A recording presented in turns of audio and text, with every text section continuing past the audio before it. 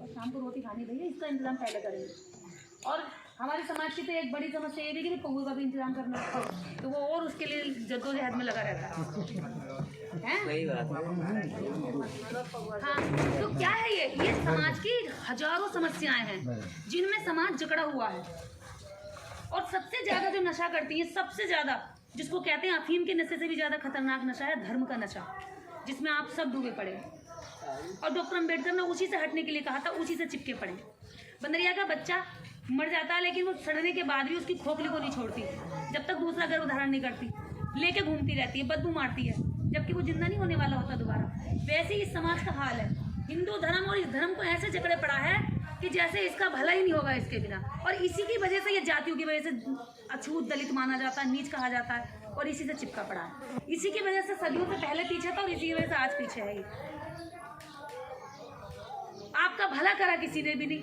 सदियों से 33 कोटि को मानते रहे, एक को छोड़ा दूसरे को पूजा, अरे किसी को नहीं छोड़ा, सबको पूज डाला। मुझे नहीं लगता कि दिन भर में किसी का नाम एक आधी बार नहीं आता होगा, लेकिन भला किसी ने नहीं किया। अगर भला करने के लिए कोई आया तो एक केवल आपके लिए निकल कर आया इस देश के अंदर, Baba Saheb doctor B.R. Ambedkar. Doctor Ambedkar ने कहा कि इनको भी दर्द होता है, इनको भी सड़क पर चलने का अधिकार होना चाहिए। आज यहाँ सभा नहीं कर रहे होते, हमें अधिकार ही नहीं होता तो हम कैसे सभा कर लेते भैया। ये महिलाएं आज पूरा शरीर ढक करके, अपने कपड़े, अपने तन अच्छे से ढककर सम्मान के साथ अगर बैठी हैं, तो ये आप लोगों को अधिकार नहीं मिलता अगर डॉक्टर अम्बेडकर भारतीय संविधान न लिखते थे, अगर डॉक्टर अम्बेडकर भारत में जन्म न लेते तो।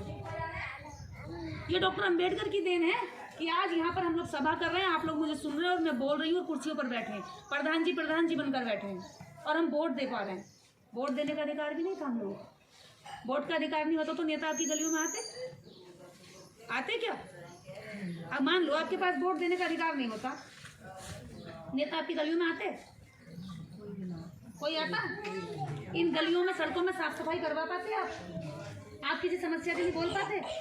नहीं बोलते, क्योंकि उन्हें आपका वोट नहीं लेना था, तो आपसे बात भी नहीं करते हो। आप गाय भेड़ बकरी की तरह यहाँ पर होते, आपकी कोई संख्या की गिनती नहीं होती। लेकिन आज आपकी वैल्यू है केवल किस वजह से?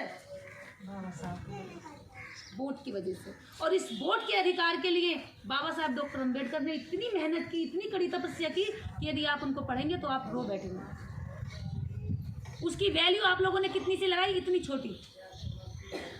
बाबा साहब डॉक्टर अम्बेडकर जब गोलमेज सम्मेलन 1932 में लंदन जा रहे थे तो उनके बेटे की बेहद तबीयत खराब थी, लेकिन उन्हें पता था अगर मैं नहीं गया तो इन दलित अछूतों को वोट का अधिकार गांधी एंड कंपनी खा जाएंगे, इनको वोट का अधिकार नहीं देने देंगे। और उन्होंने इस बात को ध्यान में रखते हुए अपने बच्चे को छोड़ करके जाने का फैसला ले लिया और वो गए। माता रमाबाई उनकी पत्नी ने कहा कि आप जब तक लौट कर आएंगे हो सकता है कि आपको बच्चा देखने ना मिले। आपने इस समाज के खातिर मेरे जीवन में कभी कोई सुख नहीं दिया, आपने कभी कोई सुख नहीं लिया, लेकिन मैं चाहती हूँ आप इस मरते हुए बच्चे को छोड़कर मत जाओ। तो बाबा साहब डॉक्टर अम्बेडकर ने जवाब पता है क्या दिया? कि अगर मैं आज नहीं गया तो अभी तो एक बेटा की मेरी मौत होगी, और अगर मैं नहीं गया तो इस देश के अंदर लाखों करोड़ों अछूत दलितों की मौत रोज होगी, कभी दवाई के अभाव में, कभी खाने के अभाव में। उनको सड़कों पर तक नहीं चलने दिया जाएगा। और बाबा साहब डॉक्टर अम्बेडकर ने अपने बच्चों को छोड़कर आपके बच्चों को सीने से लगाकर इनको साबित करके दिखा दिया कि आप लोग भी सम्मान से जीवन जी सकते हैं। लेकिन हमने उस वोट की कीमत कितनी लगाई? एक पौवे में बिक जाते हैं। हमारी कीमत ये है कि हम लोग ये नहीं महसूस करते कि बाबा साहब डॉक्टर अम्बेडकर ने कितना बड़ा संघर्ष किया। पूरे जीवन भर उन्होंने कभी अपने बारे में नहीं सोचा। देश के अंदर नहीं, दुनिया के अंदर उनको सिंबल ऑफ नॉलेज कहा जाता है, ज्ञान का प्रतीक। लेकिन ज्ञान के प्रतीक की तस्वीर हमारे घरों में नहीं होगी, हमारे घरों में भोले की होगी जो दिन भर नशा करके रहता है। ज्ञान के प्रतीक की तस्वीर हमारे घर में नहीं होगी, लेकिन कृष्ण की होगी जो नंगी औरतों को नहाते हुए देखकर कपड़े उठा के भाग जाएंगे। तो हमारे बच्चे डॉक्टर अम्बेडकर कैसे बनेंगे? जिसकी तस्वीर देखेंगे वो तो वही बनेंगे। कौन बनेंगे? जिसको देखेंगे। आदर्श किसके मानेंगे? बच्चा आदर्श किसके मानेगा? उसके मानेगा जिसको वो देख रहा होगा दिन भर, सुबह उठते शाम उठते। आज आपके गांव में मुझे खुशी हुई कि कम से कम इधर दिल्ली के आसपास के क्षेत्र में सोचती थी बहुत ज़्यादा जागरूक है, लेकिन यहाँ पर राजनीतिक जागरूकता भले होगी आप लोगों के पास, लेकिन सामाजिक स्तर पर जागरूकता के मामले में आप लोग बहुत पीछे हैं, बहुत पीछे हैं, एकदम जीरो पर हैं। और मुझे लग रहा है कि यहाँ बहुत ज़्यादा मेहनत करने की ज़रूरत है, इसलिए मैंने ये क्षेत्र चुना। अभी 2-4 दिन में यहाँ रहकर आप लोगों के इधर के गांव को टाइम दूंगी और यहाँ लोगों को बताऊंगी। यहाँ बिल्कुल ठहरा हुआ पानी की तरह है, सब कुछ नहीं है, यहाँ कोई हलचल नहीं है बाबा साहब अम्बेडकर के विचारों। और मैं वही काम करने के लिए आई कि कम से कम ये ठहरे हुए पानी में कुछ तो हलचल करके जाऊँ जब इस रास्ते से गुजर रही हूँ तो। लेकिन अफसोस ये है कि हम लोग एक बड़ा मकान तो बना लेंगे, 2 मंजिल बना लेंगे, सब कुछ कर लेंगे, लेकिन हमारे पास अच्छा स्कूल नहीं होगा, हमारे गांव में लाइब्रेरी नहीं होगी जहां से बच्चा पढ़ करके पूरे देश की बागडोर संभाल सकता है। उस मामले में हम खर्चा कर देंगे, हम दिन में दारू तो पी लेंगे, लेकिन एक अखबार भी लगाएंगे ताकि बच्चा हमारा पढ़े और उससे जाने के देश के अंदर चल कर आए। हम महिलाएं पूरे दिन में टीवी में सास बहू का नाटक तो देख लेंगे, लेकिन न्यूज़ देख के ये नहीं पता लगाएंगे कि देश के अंदर चल क्या रहा है, हमारे अधिकार कहाँ खाए जा रहे हैं, हमारा नुकसान क्या किया जा रहा है। ये हमारी नीरसता है, ये हमारी सबसे बड़ी कमजोरी है कि हम अपने अधिकारों के प्रति बिल्कुल सोए हुए हैं। आज अगर आप 4 बच्चे पैदा कर रहे हैं तो आप मान लीजिए कि 4 मजदूर पैदा कर रहे हैं। आप लिख के ले लो मेरा ये विचार और मेरी रिकॉर्डिंग कर लो। जीवन के अगले 10 साल बाद भी मुझे बताना, अगर आप लोग नहीं जागे तो मुझे 10 साल 20 साल बाद मिलना और मैंने जो कहा है इसको झूठ साबित कर देना। आप केवल और केवल मजदूर पैदा कर रहे हैं। कैसे? आपके बच्चे ना तो IAS बनने वाले, ना PCS बनने वाले, ना अच्छे लीडर बनने वाले, ना अच्छे उद्योग धंधे इनके पास, ना फैक्ट्री इनके पास, ना कल कारखाने इनके पास, ना जमीन इनके पास। क्या है? ले दे के केवल आप लोग इतने 70-72 सालों में मकान बना पाए हैं। इन 72 सालों में आपकी तरक्की केवल इतनी हुई है कि आपने फूस हटाकर, फूस भी अभी बहुत गाँव में नहीं हटा, फूस हटाकर ईंट का मकान बना लिया है। सिर्फ और सिर्फ इतनी तरक्की हुई है इन 72 सालों में आज़ादी के बाद। और अगर तरक्की की है तो दारू के ठेकों की तरक्की आपने करवाई है। दारू के ठेके इतने खुलवा दिए क्योंकि पीने वालों की डिमांड बढ़ रही है, तो दारू के ठेके खुलेंगे। बीड़ी की डिमांड आपने इतनी बढ़ा दी है कि बीड़ी की फैक्ट्री वो बनाते हैं और पी के अमीर आप उन्हें करते हैं। दारू बेचकर वो अमीर हो रहे हैं और दारू पीकर आप गरीब हो रहे हैं। फेफड़े अलग गला रहे हैं, जब फेफड़े गल जाते हैं तो डॉक्टर बन के वो बैठे हैं, जो कमाया हुआ पैसा है, जो जमा पूंजी है, वो डॉक्टरों को उनको देकर आ रहे हैं। क्या है आपके पास बचा हुआ? क्या है बताओ? कोई एक चीज बताओ कि आप 10 साल बाद अपने समाज का ऐसा अच्छा निर्माण कर सकते हैं, एक स्वस्थ समाज का निर्माण कर सकते हैं। ये जितने बच्चे हैं इनको गुलामी से बचा लो, और गुलामी से बचाने का एक ही रास्ता है, डॉक्टर अम्बेडकर का बताया हुआ मार्ग। आज नहीं तो कल, कल नहीं तो परसों, परसों नहीं तो नरसों, जितना देर से जाओगे इतना नुकसान करोगे। आडंबर पाखंडवाद छोड़कर जितना अंधविश्वास में पैसा बर्बाद करते हो, बच्चों की पढ़ाई पर लगाओ।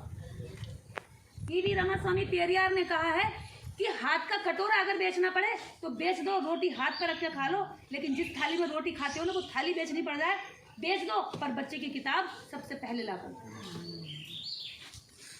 पर हमारे लोग क्या करते हैं? किताब और कॉपी के मामले में सबसे पीछे रहते हैं। औरतें 5 रुपए की धूप बत्ती ला करके घर में लगा देगी, लेकिन 2 रुपए की पेंसिल लाकर बच्चे को नहीं देंगी। अभी बाबा पोंगा पंडित यहाँ गाँव में घूम जाए तो वो गाड़ी भर के अनाज ले जाएगा, आपकी गांठ में लगा पैसा बंधा हुआ वो भी ले जाएगा, हाथ देखकर 1 मिनट के अंदर आपको उल्लू बनाकर। लेकिन बच्चे की फीस आपकी साल भर में 1-2 बार भरी जाती होगी। बच्चे को वहाँ रोज टॉर्चर किया जाता है स्कूल में। दूसरी चीज ये है कि देश के अंदर जितने भी गरीब लोग हैं, अभी तक आपकी समस्या बताइए, समाधान पर आप बात करते हैं। जितने भी शोषित वंचित लोग हैं, एक लड़ाई लड़ लें बस पूरे देश के अंदर, सिर्फ और सिर्फ एक लड़ाई, आपका जीवन आने वाले 5 साल में सुधर जाएगा, और ये मेरी गारंटी है। समस्या इतनी है कि मैं शाम तक बोलूंगी तो खत्म नहीं होंगी। मेरी बात एक है, सिर्फ आप सारी बातें छोड़कर एक आंदोलन कर लीजिए। आपका एक आंदोलन पूरे देश के अंदर आपको मुख्य धारा से जोड़ने का काम करेगा। समान शिक्षा की लड़ाई।